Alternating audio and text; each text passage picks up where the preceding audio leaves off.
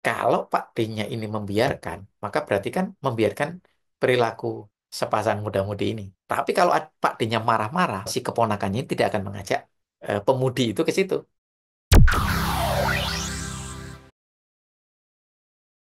Assalamualaikum warahmatullahi wabarakatuh. Salam sejahtera buat kita semuanya. Jumpa lagi dengan saya, Rudi Cayo, di acara Daily Parenting.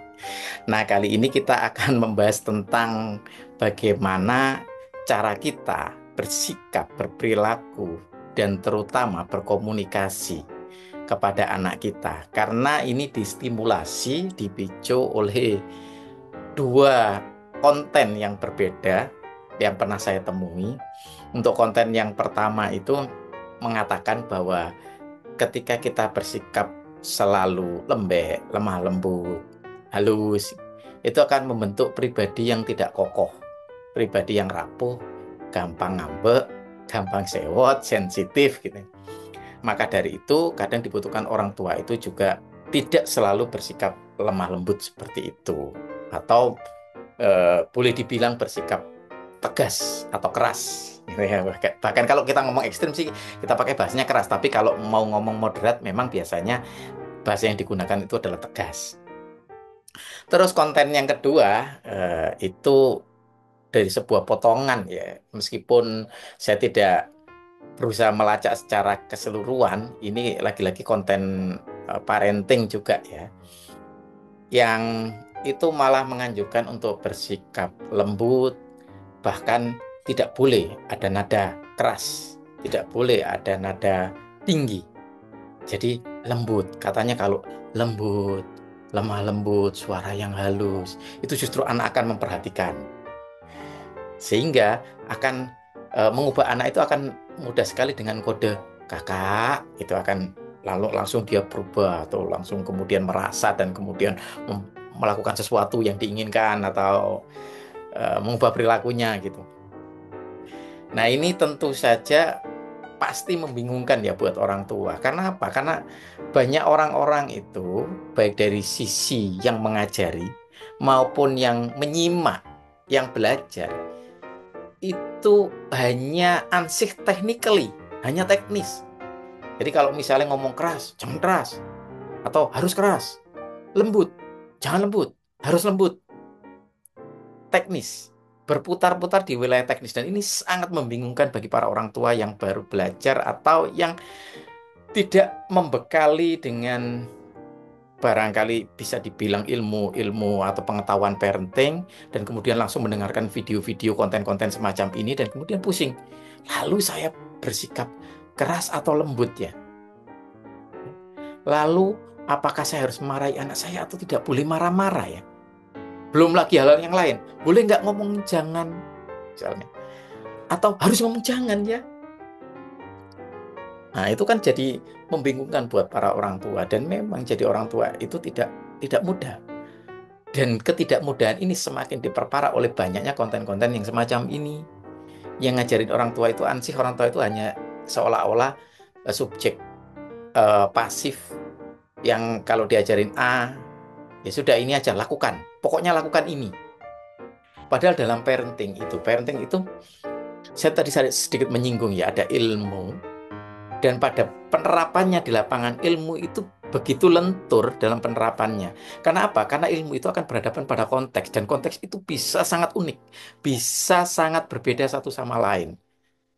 Karakteristik anak bisa sangat berbeda. Coba bayangin, anak kita yang sensitif dengan anak kita yang agak sedikit tough rebel gitu ya, agak agak agak bandel gitu.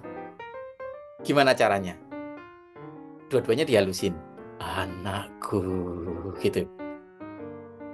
Nah, itu kan akan merepotkan buat para orang tua. Karena apa? Karena ilmu itu ketika diterapkan pun masih berhadapan dengan konteks yang unik, konteks-konteks yang berbeda.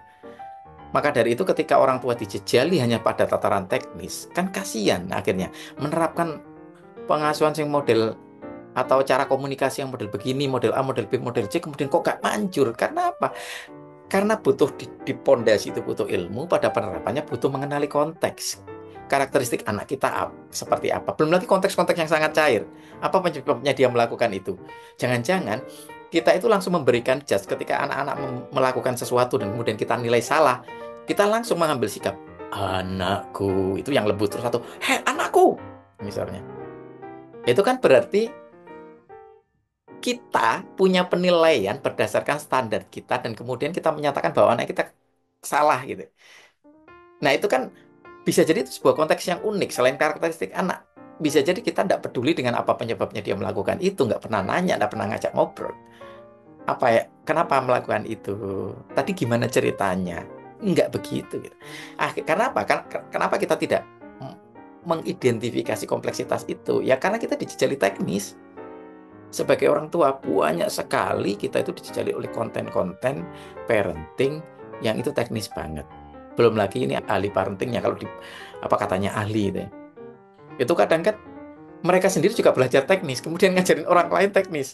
Pondasi ilmunya nggak dapat. Kalau ngomong keilmuan itu, kalau mau ngomong totalitas, kalau ngomong pondasi, yang ngomong pondasi itu ada dua ya. Ada pondasi filosofis, ada pondasi yang dogmatik. Artinya yang memang secara hukum itu perlu kita jadikan prinsip. Mungkin barangkali saja untuk orang-orang yang menerapkan hukum-hukum religiusitas, hukum agama secara ketat, tidak masalah. Itu adalah prinsip, itu yang dipegang. Prinsip satu sisi dogmatik, satu sisi filosofis. Jadi balancing antara kedua itu sebagai pondasi dan kemudian di tengah ada namanya ilmu. Nah, ilmu ini terjemahannya ketika dalam tataran aplikasi itu namanya metodologi atau metode. Kalau ilmunya ngomong metodologi, kalau penerapannya ngomong metode, cara. Kalau metodologi ilmu tentang cara. Jadi ilmunya dulu, caranya. Terus kemudian diterapkan secara teknis. Dalam ujungnya ketika kita ngomong ahli dalam penerapan, maka itu akan sampai pada tataran seni. Itu penerapan yang tertinggi. Jadi penerapan ilmu yang tertinggi itu sampai pada seni, sehingga ada seni mengasuh, seni berkomunikasi, seni. Nah, itu tataran tertinggi. Nah, mungkin barangkali saja orang tua yang mendengarkan sesi parenting kali ini bingung juga, loh.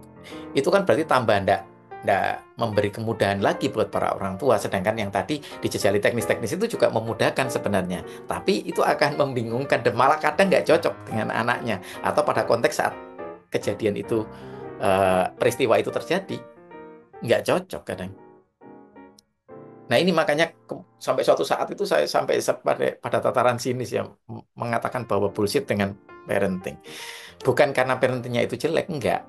Karena saking banyaknya orang berbicara parenting, tapi hanya mengajari para orang tua itu teknis. Kalau mau lebih mengajari orang tua itu lebih dari teknis, maka berikan alasannya. Jangan pokoknya lakukan ini, pokoknya lakukan ini, pokoknya lakukan ini. Berikan alasannya. Bahkan bisa jadi sebuah perlakuan A, sebuah perlakuan B, termasuk tadi komunikasi yang lembut, komunikasi yang keras, ketika diterapkan yang lembut, itu alasannya apa, dalam konteks apa, seperti apa contohnya. Kalau dalam konteks yang kasar, atau keras, kalau dalam konteks yang keras, itu seperti apa penerapannya, saat kejadian apa, dan seterusnya. Jadi di ujung itu seni, penerapannya bisa sangat berbeda. Sehingga tidak soal lembut oriented atau keras oriented, bukan begitu. Kalau gini, saya punya ilustrasi. Kalau mungkin barangkali saja teman-teman bisa menggunakan ilustrasi ini sebagai bahan untuk refleksi. Ada ilustrasi begini.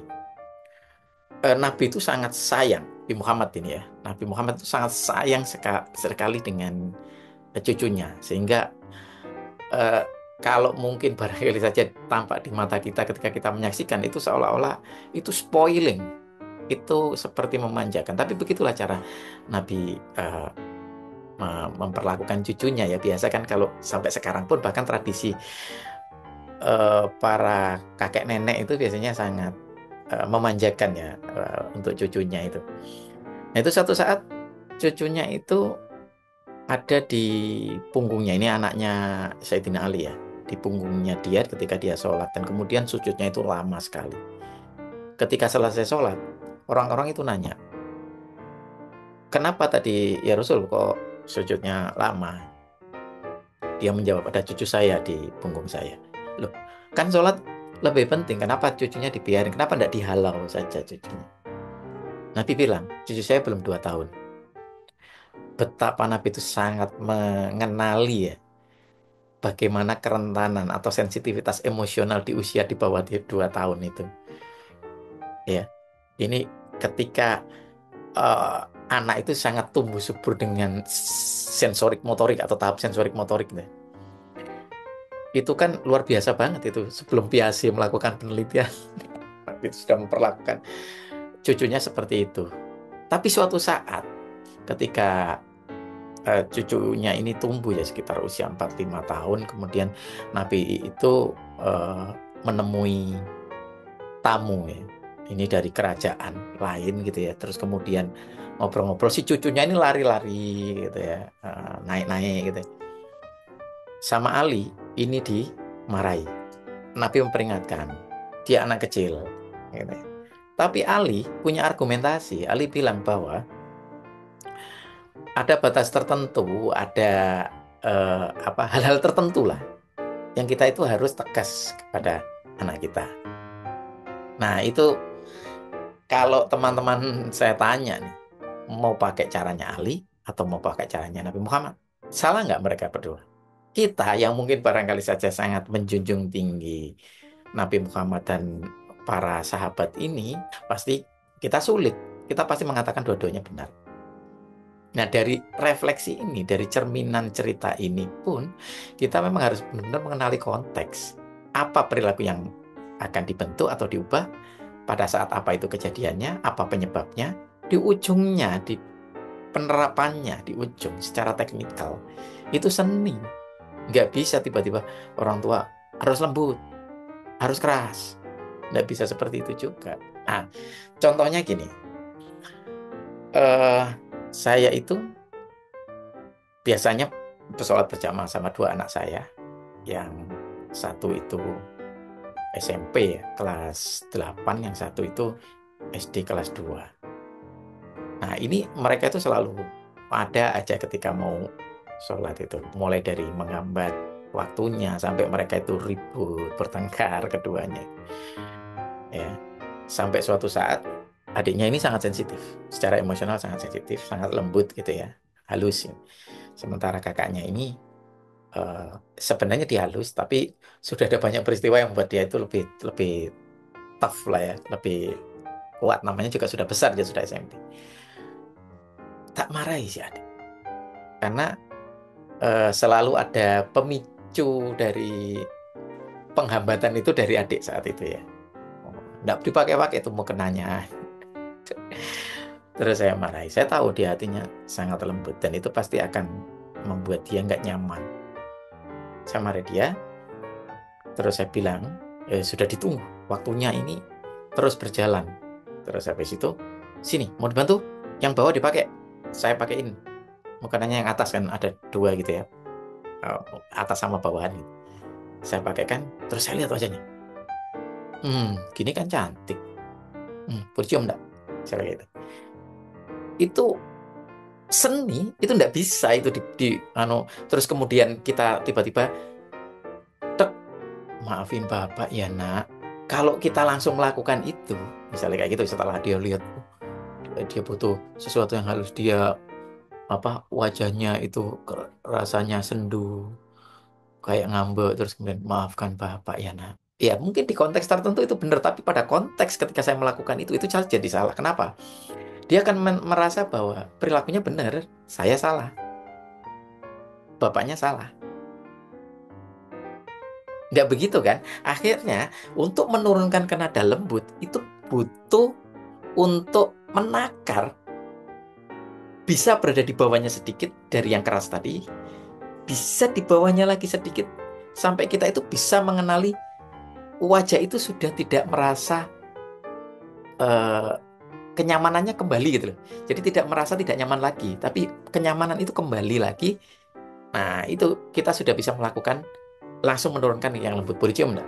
Misalnya. Dan kata boleh cium pun saya tidak cium dong, anak cantik, nggak begitu juga. Boleh cium nggak? cantik nih. Nah, misalnya gitu. Kenapa? Karena kalau langsung diturunkan ke bawah, anak ini akan merasa ada fluktuasi yang berbeda, dan apalagi kalau itu dibenturkan dengan sisi moralnya, dia akan merasa bahwa iya saya benar, berarti dia minta maaf kok dengan nada yang kayak begitu, nada yang merasa bersalah. Tidak begitu. Itu art, itu seni, tidak bisa kita terapkan sama dengan semua anak dan semua konteks. Itu yang membuat saya dulu sampai merasa sinis kepada orang-orang yang katanya ahli parenting itu, yang dia sendiri belajar teknis aja, kemudian mengajarkan teknis kepada para orang tua. Kan jadi kayak kalau katanya Nung Muhajir itu di sebuah buku penelitian tentang metodologi, dia bilang peneliti kualitas mantri ngajarin muridnya, ya akhirnya jadi muridnya kualitas mantri kayak gitu. Ini bukan soal tidak ada kebaikan dalam apa yang diajarkan oleh para ahli parenting itu ya, tapi ya jangan sampai semakin membebani orang tua lah. Karena parenting itu sendiri tidak gampang, ditambahin berbagai teror teknis yang tidak disebutkan. Kenapa kok melakukan ini? Kasih alasannya dong. Kenapa kok melakukan? Kasih alasannya dong. Dan kadang kita pun bisa menyarankan dua hal itu ketika. Jadi ada catatannya. Nah, catatan-catatan ini diharapkan ketika kita berikan kepada para orang tua, maka orang tua akan eh, menjadikan itu prinsip, sehingga kalau suatu saat menemukan konteks-konteks yang unik, kejadian-kejadian unik, prinsip ini jadi pegangan gitu loh. Jadi ngajarin orang tua itu jauh lebih cerdas kayak gitu. Syukur-syukur kalau masih dibuka pintu untuk berdialog, tanya jawab sama para orang tua, itu lebih enak lagi. Nah, masalahnya kan ada banyak tuh konten-konten parenting atau apa gitu ya, yang ya tidak ada kesempatan mereka untuk berdialog. Apalagi orang tua itu ya merasa atau berpikir bahwa mereka itu udah ahli, sehingga ya harus diterapkan kayak begitu yang dikatakan oleh para orang tua itu. Ada banyak sebenarnya yang perlu kita pelajari sebagai orang tua ya. Itu saya cuma ngomong sedikit tentang soal keras dan lembut, belum lagi ngomongin apa ya, ngomongin soal marah dan tidak marah, ngomongin soal kata jangan dan seterusnya. Sebenarnya saya menulis beberapa hal itu ya di rudicayo.com, dan itu memang agak lama tulisannya. Semoga masih relevan. Kalau mau baca ya di rudicayo.com ada, kalau itu bentuknya tulisan.